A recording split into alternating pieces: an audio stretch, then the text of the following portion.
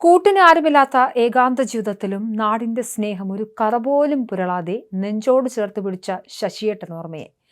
ഇടുക്കി രാജാക്കാട് ടൗണിന്റെ സ്വന്തം ശശിയേട്ടൻ യാത്രയായപ്പോൾ അദ്ദേഹം ദീർഘകാലം താമസിച്ചിരുന്ന ആ കൊച്ചുമുറിയിൽ അവശേഷിപ്പിച്ചു പോയത് നാട്ടുകാരുടെ കണ്ണ് നനയിക്കുന്ന വലിയൊരു കാഴ്ചയായിരുന്നു. മരണശേഷം അദ്ദേഹം താമസിച്ചിരുന്ന മുറി തുറന്നു പരിശോധിച്ചപ്പോഴാണ് രാജാക്കാട്ടുകാർ ആരും തന്നെ പ്രതീക്ഷിക്കാത്ത ഞെട്ടിക്കുന്ന സത്യം പുറം ലോകം അറിഞ്ഞത്.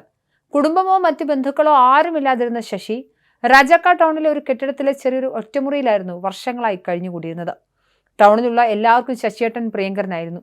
ആരുടെ മുന്നിൽ കൈനീട്ടാനോ യാചിക്കാനോ അദ്ദേഹം തയ്യാറായിരുന്നില്ല. എന്നാൽ നാട്ടുകാരിൽ ചിലർ സ്നേഹത്തോടെ നൽകുന്ന ഭക്ഷണമൊക്കെ മാത്രം കഴിച്ച് യാതൊരുവിധ ആഡംബരങ്ങളോ അനാവശ്യ ചെലവുകളോ ഇല്ലാതെയായിരുന്നു ആ ജീവിതം.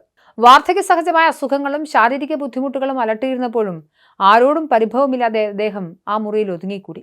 ഒടുവിൽ കഴിഞ്ഞ ദിവസം ശശിയേട്ടൻ ഈ ലോകത്തോട് വിട പറഞ്ഞു. നാട്ടുകാർ ചേർന്ന് അദ്ദേഹത്തിന്റെ അന്ത്യകർമ്മങ്ങളെല്ലാം ഭംഗിയായി പൂർത്തീകരിക്കുകയും ചെയ്തു. ഈ ഘട്ടത്തിലാണ് ശശിയുടെ അന്ത്യകർമ്മങ്ങൾക്ക് ശേഷം അദ്ദേഹം താമസിച്ചിരുന്ന കെട്ടിടത്തിന്റെ ഉടമയും സമീപത്തെ ജ്വല്ലറി വ്യാപാരിയുമായ തങ്കച്ചൻ മുറി വൃത്തിയാക്കാനായി അകത്ത് കയറിയത്. അപ്പോഴാണ് ആ കാഴ്ച കണ്ടത്. മുറിയുടെ ഒരു കോണിൽ കിടന്നിരുന്ന ഒരു പഴയ തുണിക്കവർ തങ്കച്ചന്റെ ശ്രദ്ധയിൽപ്പെട്ടു. വെറുതെ അതൊന്ന് തുറന്നു നോക്കിയ തങ്കച്ചൻ കാണുന്നത് നോട്ടുകെട്ടുകളാണ്. ഉടൻ തന്നെ ആ കവറുമായി തന്റെ ജ്വല്ലറിയിലെത്തി ജീവനക്കാരെ കൂട്ടി പണം കൃത്യമായി എണ്ണി തിട്ടപ്പെടുത്തിയപ്പോൾ തങ്കച്ചൻ അക്ഷരാർത്ഥത്തിൽ അത്ഭുതപ്പെട്ടു പോയി. 1,15,751 രൂപയാണ് ആ പഴയ തുണിക്കവറിനുള്ളിൽ ശശിയേട്ടൻ കാത്തു സൂക്ഷിച്ചിരുന്നത്. വർഷങ്ങളായി രാജാക്കാട്ടുകാർ സ്നേഹത്തോടെ അദ്ദേഹത്തിന്റെ കൈവെള്ളയിൽ വെച്ച് നീട്ടിയ പണമായിരുന്നു അത്. ആ തുകയിൽ നിന്ന് മരുന്നിനും മറ്റ് അത്യാവശ്യ കാര്യങ്ങൾക്കും മാത്രമുള്ള ചെറിയൊരു പങ്ക് ഉപയോഗിച്ച ശേഷം ബാക്കി തുക മുഴുവൻ അദ്ദേഹം ഈ കവറിൽ കരുതി വെക്കുമായിരുന്നു.